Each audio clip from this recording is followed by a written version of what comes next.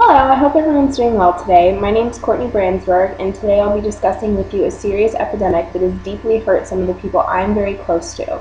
It's nothing to be taken lightly, and once you get into it, it's something very difficult to get away from. Have you ever seen someone you care about slowly slipping away from you and wondered how things got to be that way? Have you ever seen someone close to you be so lost and you wanted to help them but couldn't figure out how? Has someone you love ever been taken away from you too young because of an unfortunate situation they got mixed up in? Well, today I'll be talking to you about what heroin is and some of the effects of heroin on young people in our generation, how it affects them, how it affects those around them, and how it could affect you.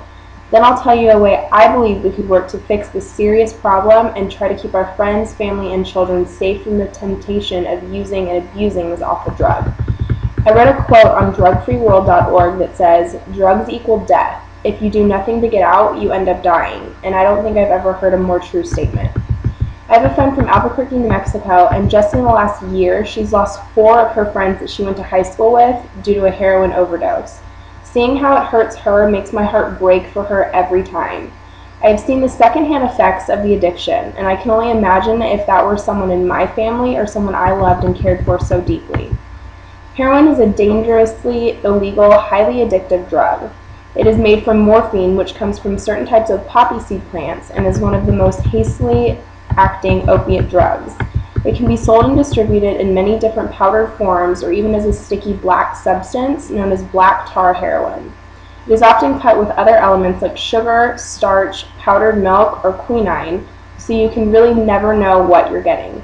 Cheaper heroin is frequently laced with other poisons, and because users don't know the true strength of the drug or what else is in it, overdose and death often occur. Another serious risk for heroin abusers includes the transmission of HIV and other diseases transferred from sharing needles and other injection tools. No matter the way heroin is consumed, it begins to affect and suppress the body's central nervous system almost immediately. The first thing you get is a feeling of elation or joy, and your skin will become warm and flushed. Then your mouth will begin to dry and your limbs will feel strangely heavy. After these first sensations, you'll be summoned into a consecutively wide awake yet drowsy state. You'll have no sense of mental clarity and your breathing will slow and will often begin to fail, resulting from an overdose. There are many different serious infections and diseases that can be spread from heroin usage, including infections of the heart lining and valves, liver disease, kidney disease, pulmonary complications, collapsed or scarred veins, and skin infections and abscesses, just to name a few. There are believed to be over 9.2 million users in the world with heroin today, and the Monitoring Center on Drugs and Drug Addiction mark heroin as being involved in 4 out of 5 drug-related deaths in Europe, and is the cause for 18% of drug and alcohol-related treatments in the U.S. In the past few years, heroin overdoses have caused more deaths than traffic accidents, and a study by the National Survey of Drug Use and Health established that 53% of past heroin users still maintained a dependence on the drug. In order to put an end to this, people need to be educated about it. I believe the best way to educate our society is to go into middle schools and high schools and express to them the scary truth that is heroin addiction. If they talk to people who have been through it and understand how horrible it is and how it will completely ruin your life, hopefully they'll be able to go through life without it. They should be shied away from ever trying heroin and giving it the opportunity to ruin and ultimately end their lives. I watched a documentary called The Truth About Heroin, and all of the former heroin addicts agree that if they had known what it really does to you, they never would have tried it.